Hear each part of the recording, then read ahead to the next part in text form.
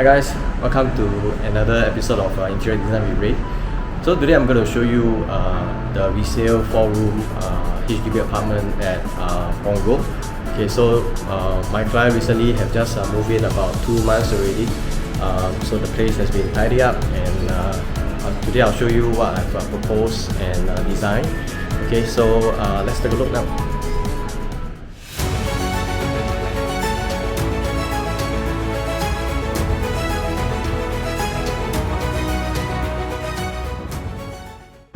Okay guys, this is the main entrance. Okay, so my client has also opted to replace the main door and the gate. Okay, so once you enter, okay, this is the lift lobby. So it's only 2 units here, face to face. So once you step up from the lift, okay, this is the first unit. So over here, right, the floor has been overlaid with vinyl floor. Okay, these are very nice wood grains vinyl flooring. Okay, very natural. Okay, and so once you enter, the first thing you see is actually the dining table. Okay, so what I've done was to create a divider come a low bench. Okay, this is a low bench with storage. Okay, so as to segregate the dining and the living. So the living is over at that side with the sofa. It's a 3-seater sofa here. Okay, so as explained in my previous video, right, this living room right now used to be a common bedroom. Okay, so I've hacked away the wall to enlarge the space. Okay, so the whole design intent is to make the living and dining area more spacious. Okay, more user friendly, because they have their grandkids who come in here almost every weekend, so they want their grandkids to enjoy. Okay, so on the left from the main entrance is actually a full height shoe cabinet. Okay, so as you can see, I've actually boxed up the top part here. Right, the reason is because also explained in my previous video, right, there was this beam here. Okay, so I cover up the beam with slightly slanted light box. Okay, so then I have the cove lighting running across the entire dining. Right, this is the dining and also the living. Okay, the entire living has been boxed up. Right, this is actually a very thin layer of false ceiling. The reason is because the ceiling is not very flat. So once you step in, this is the entrance. Right, shoe cabinet, and then there's a low display. Okay, and then this is actually a step up to the platform. Okay, so this platform is actually storage, lots of storage. Right, they actually put their luggages and stuff like that. Okay, so you can see. Right, there's also some storage here on this step itself. Okay, so not to waste the space. So in the middle of this platform, right, it's actually a pull-out coffee table. Okay, reason is because they just want to enjoy sitting down here, look at the view outside. Okay, and then at the same time can watch the TV, and also it provides more seating for the living. Okay, and once you put down this table, right, it's actually a huge platform. Right, so it actually provides extra seating for the living. So instead of buying more sofa, right, or another 2-seater or 1-seater, you can always create a platform like that to link up the seating area. Okay, and then this platform is actually connected to a suspended TV console. Okay, and then this TV console is actually mounted on this force wall. Okay, so this force wall, right, the whole idea is to hide the cabling down to the TV console.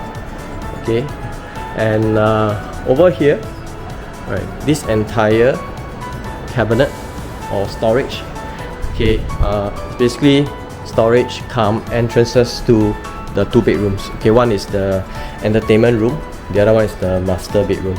Okay, so all these are storages. Okay, let me just show you. Okay, so it's using the magnetic tip-on door. Okay, so storage, and this is the door to the entertainment room. Okay, so my client has this entertainment room that he enjoys occasionally. Right. So this is one of the door. Okay, this is actually an altar, some storage, and another door to the master bedroom. Okay, so this entire cabinet, right, is actually finished in a darker laminate. Okay, so as to contrast a bit more with the flooring and the light wood laminate that I've used throughout the unit. Okay, let's take a look at the master bedroom.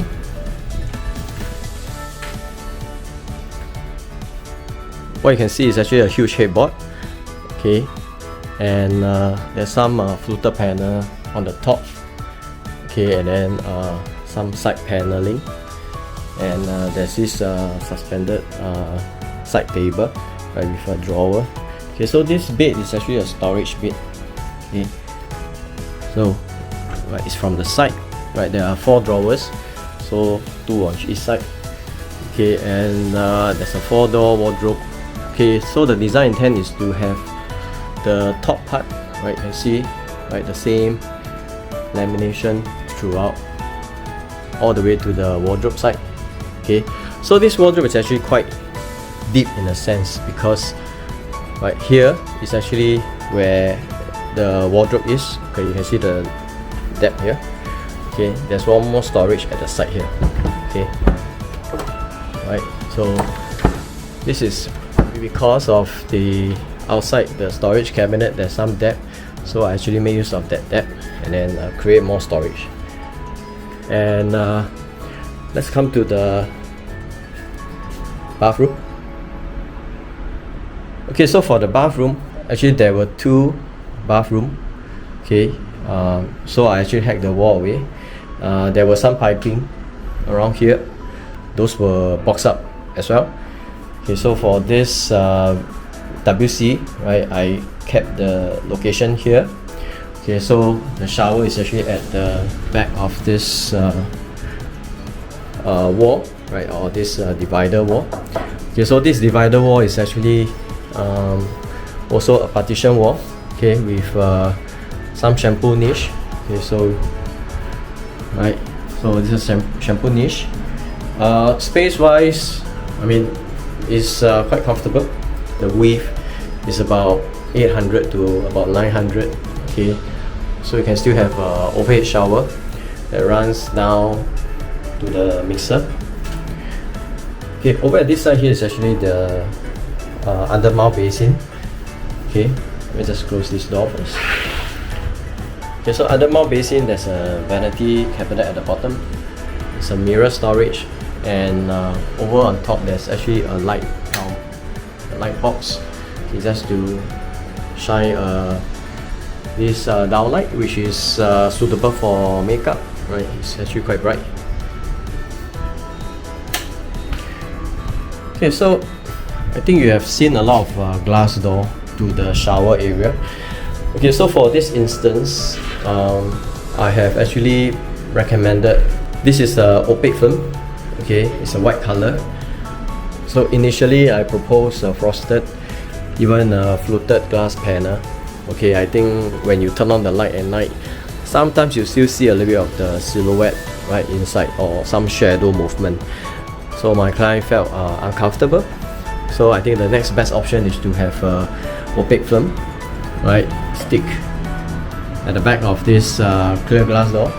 Okay, this is white color, so from outside it looks a bit greenish. Right, reason is because of the glass color. Right, it's not the crystal clear glass. Okay, so over here, same thing. Right, this is actually the sliding door. Okay, it's a sliding door to the kitchen. Okay, so it's locked by this latch here. Okay, so sliding door, you have to have a latch, right? You can't have a bolt, right? So like that. Same thing. It's also opaque white film. Okay, so sliding. Definitely you see a top track, okay, with a helmet, right, just to cover up the tracks. Okay, so next we go to the kitchen. Okay, the kitchen entrance actually has a sliding glass door. Okay, and this solid beech wood handle, I actually got it online. It's quite nice. Okay, it's a front and back. Okay, so if you were to buy any solid door handle from online, you have to buy it and then send it to the glass vendor, right? Then they will have to make sure that the sizes, the distance between these bolts, right, they meet, and right, because they got to drill a hole here on the glass, right? So take note of that. Okay. So this is a soft closing sliding door. Okay, so it's just a basic clear glass with top track, right, which is covered with the black helmet. Okay, so ends at the door frame here. There's a black door frame. Okay, and over at the kitchen, okay, because it's actually quite wide. If you watch my previous video, actually this kitchen is actually quite long. Okay, so, and also quite wide as well. So I think it's actually good to have island, okay, in the middle of the kitchen. Okay, and there's storage here. Okay, definitely you need storage, and there's some leg room to put a high chair. Okay, this is it's a compact glass. Okay, very nice textured, scratch resistant top. Okay, so for the main kitchen, right, the base cabinet, simple. You need deep drawers, okay, for your pots and pans and dishes. Induction hob. Okay, induction hob, you need to find out the ampere that this hob requires, and then tell your electrician to supply accordingly. Okay, all these are the power track. Okay, this is actually right, wall mounted. Okay, so you can slide. You can even take it out. Okay, it's actually quite useful. You can add more if you want to. Okay, and on the back part here, or the backsplash, is actually big format tiles. Okay, so it matches with the compact glass top that I proposed. Okay, so for the wall mounted cabinet, basically it's kept simple, right? Lots of storage. Okay, so usually when you have a sink here, right, this is a dish rack. Okay, so dish rack, usually I don't do glass door, right? I just want the doors to be all consistent. Okay, width wise depends on the width of the dish rack and then the height as well. Okay, so keep it simple, give more storage, give a very streamlined and clean look. Okay, so before you enter to the service yard, okay, so this is actually a sliding glass door, 2 panel, one fixed. Okay, because of the ceiling height, right, I had to construct this beam or fake beam, right.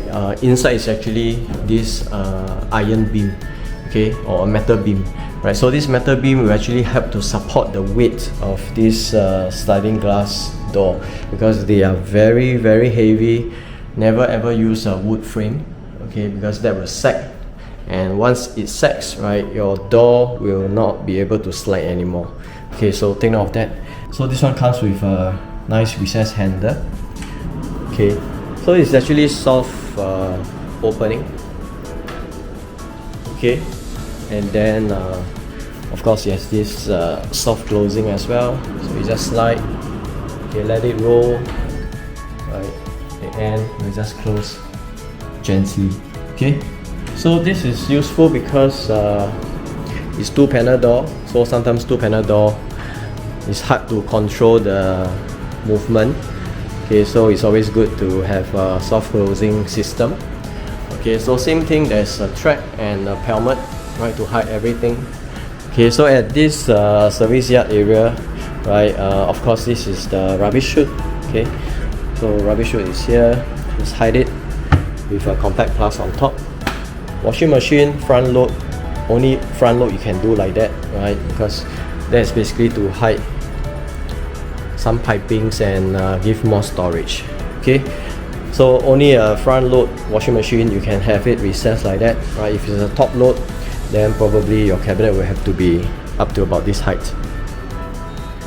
Okay guys, so I hope you have enjoyed what I've shown you today. Okay, so this is the end of this Eunos 4-room resale. Okay, so continue to watch my other videos, right? Because there are exciting ones coming ahead. Okay, so I see you soon.